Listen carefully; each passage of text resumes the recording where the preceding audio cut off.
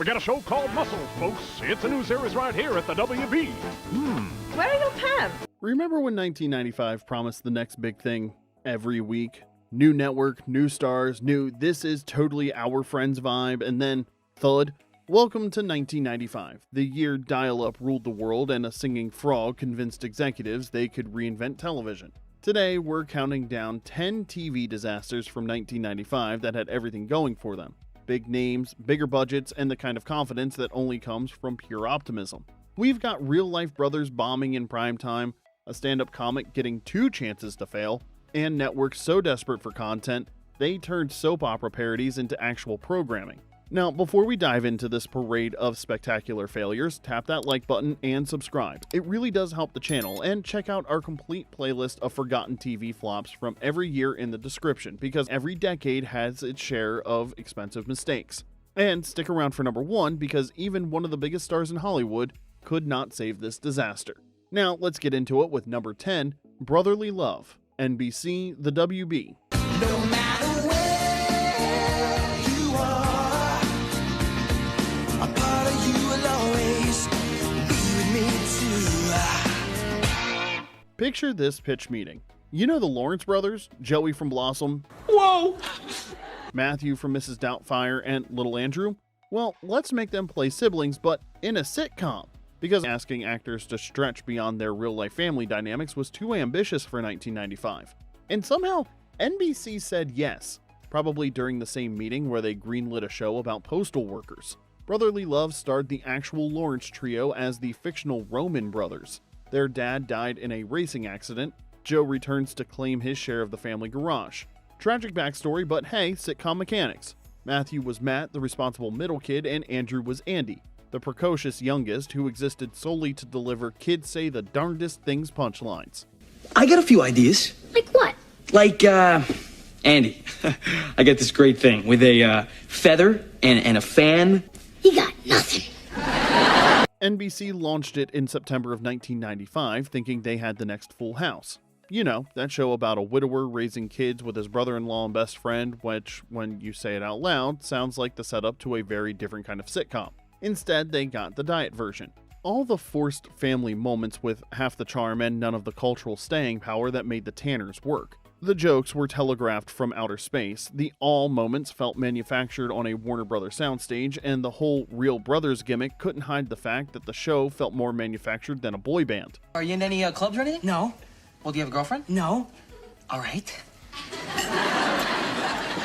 After one season of disappointing ratings, NBC quietly dumped it faster than a Super Nintendo controller after losing at Street Fighter, but the WB, still desperate for content that didn't involve teenagers in a coffee shop or singing amphibians, picked it up for 1996. The show limped through another season before the WB finally had to put it out of its misery in 1997. Brotherly Love proved that blood may be thicker than water, but it's not thicker than bad writing, and definitely not thicker than America's sudden obsession with must-see TV that actually deserved the label. Number 9, Space Above and Beyond, Fox. In the not-too-distant future, man has begun to colonize the universe. Until a first encounter plunges humanity into a galactic conflict. Our orders are in. 3 Marine pilots. Okay, be scared. Fox looked at the X-Files and thought, you know what this needs? Space Marines. So they gave Glenn Morgan and James Wong a blank check to create Space Above and Beyond, because combining 2 successful formulas always works. Set in 2063, it followed the 58th Squadron Wildcards, Earth's scrappiest fighter pilots battling insectoid aliens called Chigs in humanity's first interstellar war. Think of it like this, it's Top Gun meets Starship Troopers, but with actual character development and a budget that could buy a small Pacific island, or at least a really nice house in the Hollywood Hills. The cast included Morgan Weisser as Nathan West, a colonist whose girlfriend got vaporized in the pilot, Kristen Cloke as Shane Vanson, the squad's ice-cold leader, and James Morrison as T.C. McQueen, their grizzled commander who was part of a genetically engineered military class called In Vitros, because regular humans weren't sci-fi enough for 1995. You'll either still be alive or you'll be dead. For the next hour, here's your best chance of staying alive. And because this was the 90s, they got Arlie Ermey, the drill sergeant from Full Metal Jacket, to play an actual drill sergeant. because subtlety was not in the budget, though honestly, when has Fox ever been accused of subtlety? Fox scheduled it at 7 p.m. on Sundays, right up against 60 Minutes, when most families were either watching Uncle Bob explain government conspiracies or trying to figure out if their VCR was recording the right channel. Spoiler alert, it never was. The ratings were DOA, deader than the alien corpses littering the show's battlefields, and twice as disappointing as a blockbuster that didn't have the movie you wanted. One season, 24 episodes, and then Fox pulled the plug faster than you could say Semper Fi. Many learned of the cancellation through media coverage. Talk about a lack of professional courtesy. Space Above and Beyond was everything people claim they want from a sci-fi TV show. It was smart, serious, spectacular, and sophisticated enough to make Babylon 5 fans jealous. But it turns out what people actually want is aliens who look like humans in makeup and storylines they can follow while folding laundry. Go figure. Number 8, Bless This House, CBS. CBS looked at Andrew Dice Clay, the leather-jacketed, cigarette-smoking, nursery-rhyme-defiling king of controversy, and thought, you know what this guy needs? A family sitcom. Because someone in programming thought 1995 was the perfect time to domesticate the least domesticatable comedian in America. But none of that's important right now because my little girl's playing poker. Hey, Daddy, I'm playing for Phyllis. Bless This House cast Dice as Bert Clayton, a postal worker in New Jersey trying to raise 2 kids with his wife Alice, played by Kathy Moriarty. Dear Alice, I know we said no gifts, but I'm gonna risk the shot in the head and give you one anyway. The show tried to position itself as CBS's answer to Married with Children, but there's a difference between Al Bundy's pathetic misogyny and Dice's aggressive chauvinism, and that difference is a complete understanding of what makes comedy actually funny instead of just shocking. Entertainment Weekly gave it a C and called the sex jokes squalid. People magazine was slightly more generous with a C+, but mainly because they felt sorry for Kathy Moriarty, who deserved a much better vehicle for her talents. The show ran from September of 1995 to January 1996, long enough to make everyone involved question their life choices, but not long enough to do any permanent damage to their careers, though it probably didn't help anyone's Emmy chances. In 2002, TV Guide ranked it number 48 on their list of the 50 worst shows of all time, which is actually kind of impressive when you consider how much terrible television exists. We've probably covered 80% of these failed shows, so check the description for the link to the others. 1994 is an absolute doozy. Now, Bless This House showed that you can take the Dice Man out of the club, but you can't take the club out of the Dice Man, baby. And maybe that's for the best. Like keeping your weird uncle away from family dinners and holiday photos. Number 7, First Time Out. The WB wanted their friends, but diverse. So they ordered up First Time Out. Only if she's carrying him out of a burning building. Just the one model?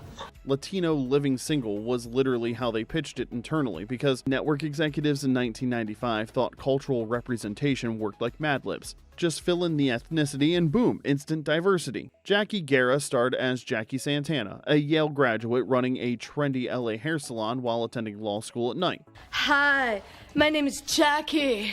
I'm a Leo. I love the law. So far, so aspirational. Then came her roommates. Dominique, played by Leah Remini, just before becoming a household name as Carrie on King of Queens. Every episode followed the same formula. Workplace shenanigans at the salon, relationship drama at home, and life lessons wrapped up neatly in 22 minutes. Listen, if you're gonna lie to me, do it on a day that's not so important. Dom, there was nothing wrong with the last 3 outfits you tried on. Really? The red one? You like the red one? Okay, I was lying about the red one. I like the red one. Really? It's better than this thing. The dialogue tried so hard to be snappy that it came off as exhausting, like watching 6 people competing in a wit contest that nobody wanted to win. Critics weren't impressed. One review basically said it had all the charm of a school assembly with commercial break. Oh, and audiences? Well, they sampled it, shrugged, and went back to watching Friends. The WB premiered it in September of 1995 with high hopes and heavy promotion, but by December it was on hiatus. Network speak for we're canceling this but don't want to admit it yet. 4 episodes never even aired, proving that even the WB knew they had a problem. First Time Out was a milestone that deserved better, and a show that proved good intentions don't automatically equal good television, a lesson that networks are still trying to learn. Number 6, The Jeff Foxworthy Show, ABC and NBC. Stand-up comics and sitcoms go together like, well, like most stand-up comics and sitcoms, which is to say badly and with lots of awkward silences. But that didn't stop two networks from learning this lesson the hard way with Jeff Foxworthy. Well, I'm sorry, Karen, but I'm not naming my kid after anybody in the cast of Friends. ABC gave him a show in 1995, casting him as, wait for it, Jeff, a guy living in Indiana with his wife and kids. Revolutionary stuff, I know, really groundbreaking television that pushed the boundaries of what primetime comedy could be. And by boundaries, we mean they played it safer than a Volvo commercial. The network was nervous about his you might be a redneck persona, so they cleaned him up, moved him up north, and basically created the world's most vanilla version of blue-collar comedy. Because asking a comedian to be himself was too risky for primetime television, the supporting cast included Anita Barone as his wife and their son, played by a young Haley Joel Osment, before he saw dead people. I see dead people. Critics hated it with the passion usually reserved for network reality television shows. Audiences ignored it like a telemarketer at dinner time, and after one season, ABC canceled it. Turns out network executives weren't smarter than a fifth grader when it came to understanding what made Foxworthy funny. But then NBC swooped in because they thought the problem was the network, not the concept. This was the same NBC that gave us Manimal after all, so their judgment was already questionable. NBC retooled the whole thing, moved the family to Georgia, recast almost everyone except Foxworthy and Osment, and tried again, like rearranging deck chairs on a sinking ship, but with more southern accents this time. The new version was actually better. It was more authentic, funnier, and way less sanitized. Like they finally decided to embrace the redneck thing instead of apologizing for it. Who are we waving to? I have no idea, but they honked you got away. God, I hope they don't stop. But lightning doesn't strike twice, because it barely struck once. The show still couldn't find its audience and NBC canceled it after another season. Foxworthy went back to what he did best, making people laugh without a laugh track or network executives telling him to tone it down. The Jeff Foxworthy Show proved that some things work better in a comedy club than a living room, and that two networks learning the same lesson doesn't make it any less expensive or embarrassing. Quick confession time. Drop a comment if you actually remember watching any of these disasters. We promise not to judge your questionable 90s viewing choices. And if you're enjoying this trip through television's most expensive mistakes, hit that like button and subscribe. We've got more forgotten flops every week because this is what we do now. Back to the countdown with number 5, bringing up Jack, ABC. The premiere of a new family comedy. At work, Jack knows it all. And as my old gym coach used to say, if it looks like a rash, treat it like a rash. Sometimes a show fails so quickly and quietly that you wonder if it actually existed or if it was just a collective hallucination brought on by too much Crystal Pepsi. Meet Bringing Up Jack, ABC's summer filler that came and went faster than a Beanie Baby trend, which, let's be honest, aged about as well as Milk in the Sun. This was the summer of 1995. Jack Gallagher played Jack McMahon, a sports radio host trying to keep his blended family from falling apart. His pregnant wife, 2 stepkids, and a house that seemed designed by someone who hated structural integrity and probably never hung a picture frame. The supporting cast included Harley Jane Kozak and Jeff Garlin, pre-Curb Your Enthusiasm as his radio producer. Tell her the truth, because that's what we deal with here, the truth. But here's where it gets weird. Matthew Lawrence was also in this show playing one of the stepkids. The same Matthew Lawrence who was also in Brotherly Love on NBC that very year, somehow managing to be in 2 different failed sitcoms at the same time, which is either impressive multitasking or really bad timing. The show aired for exactly 1 month, May 27th to June 24th of 1995. 5 episodes aired, 6 were produced with 1 left unaired. Some sources claim it ran longer, but those sources are clearly remembering a different show because this one disappeared faster than common sense at a network programming meeting. ABC didn't bother with a big cancellation memo, it just stopped airing, like someone dropping mid-sentence when they realized nobody's paying attention. Bringing Up Jack was so forgettable that most people forgot it existed while it was still on the air, which might actually be its greatest achievement, vanishing so completely that it became the television equivalent of a stealth bomber. Number 4, The George Wendt Show, CBS.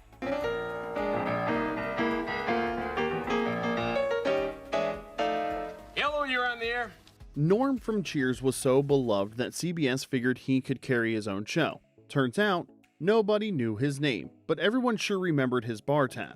This was early 1995 when Cheers had been off NBC's air for 2 years and CBS was desperately trying to figure out how to capture some of that Thursday night magic that other networks actually knew how to create. The George Wendt Show was based on NPR's Car Talk, those guys who somehow made automotive repair sound like philosophy.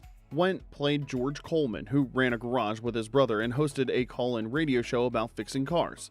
Because CBS executives thought America was dying for more workplace comedies set in automotive repair shops, like there was some untapped market of grease monkey comedy. Which honestly sounds like it could work, right? Tina and I have an ulterior motive. I feel so dirty.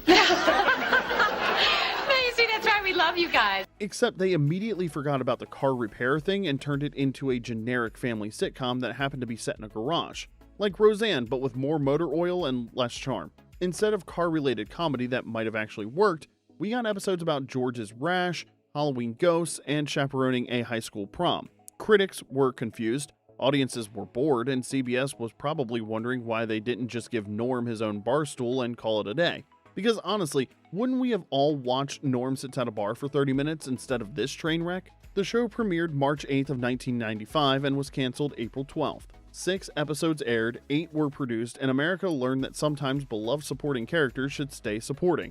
Like that friend who's hilarious at the bar but insufferable at brunch. The George Wendt Show proved that you can't just transplant a great character into a mediocre premise and expect magic. Sometimes the bar really is the best place to be, especially when the alternative is a sitcom about car repair that forgot to be about car repair. Number 3, Muscle, the WB.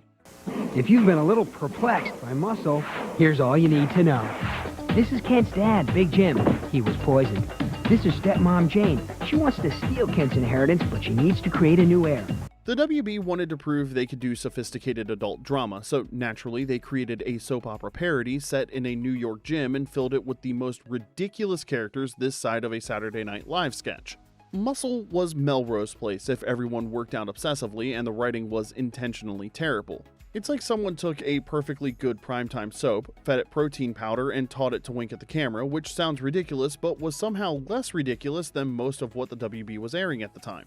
It centered around survival gym, where buff bodies collided with beautiful people and the plots were more twisted than a garden hose left in the sun. Victor, I want you to give me a brief tour of all the unmarried female employees here at the gym. Okay, anything specific you're looking for? Beauty and naivete, combined with complete and utter non-litigiousness. The show kicked off with the poisoning of gym owner Big Jim Atkinson, played by Adam West, who approached every line like he was still wearing the Batman cape and wondering why his agent thought this was a good career move. His son Kent, a recovering addict with abs you could grate cheese on, tried to solve the murder while his stepmother Jane took over the business. The problem was, the characters were either cartoonishly evil or impossibly naive with no middle ground for actual human behavior. It was basically real people but with better lighting and worse decision-making skills. Critics found it too nasty to be funny and too ridiculous to be dramatic, which was actually the point, but nobody seemed to get the joke. Probably because the joke wasn't particularly funny to begin with. You know, Cleo, you and I should really get to know each other better. Do you ovulate regularly? Audiences found it too weird to watch regularly, which was probably for the best. The WB canceled it after just 1 season, leaving viewers hanging with the most unresolved cliffhanger in television history. Like watching someone start to tell you the world's most important secret and then walking away mid-sentence. Because the only way to end a soap opera parody is to make sure nobody ever finds out what happened next. Muscle made it clear that parody is harder than it looks and that sometimes the best way to end a bad show is to leave everyone confused about what they just watched. Take notes, other canceled series. Number 2, Cleghorne, the WB. Well, there's no law that says I can't dress you funny.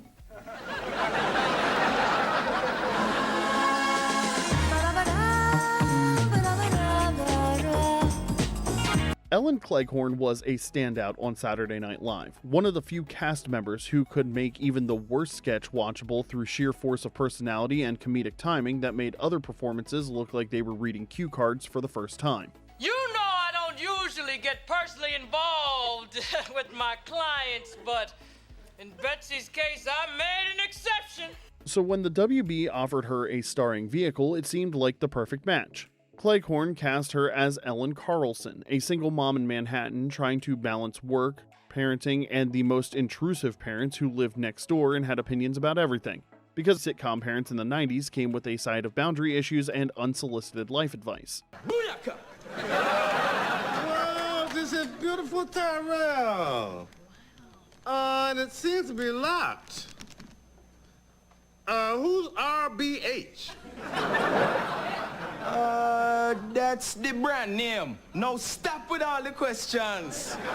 The supporting cast included comedy veterans Garrett Morris and Elena Reed Hall as her parents. He was a postal worker and part-time doorman, because every sitcom parent in the 90s needed at least 2 jobs to afford their suspiciously large Manhattan apartment. In a supporting role was an unknown Sherri Shepherd, who played the role of Victoria, Cleghorne's younger sister. On paper, it looked like a winning combination of workplace comedy and family dysfunction, like The Cosby Show meets Murphy Brown with a dash of real New York attitude. Oh, the last time I saw you was like graduation. Oh, remember when you were smoking pot and your afro caught on fire? The show was historically significant, part of a mid-90s wave of black-led sitcoms that finally acknowledged that diversity might actually be profitable, revolutionary concept though it was. But historical importance doesn't automatically translate to good television any more than good intentions translate to actual laughs. Someone leave another wallet in your cab, Tyrell? That's a low blow. I earned this $10 myself. The writing felt uneven, like someone was trying to balance a dozen different tones at once. It was part family sitcom, part workplace comedy, part social commentary, all struggling to find its voice like a teenager going through puberty in front of a live studio audience. The scripts couldn't decide between slice-of-life realism and broad sitcom humor, and the characters often seemed to exist solely to set up each other's punchlines rather than being actual people with genuine relationships. The show never gave Cleghorne the solid foundation she needed to showcase her considerable talents.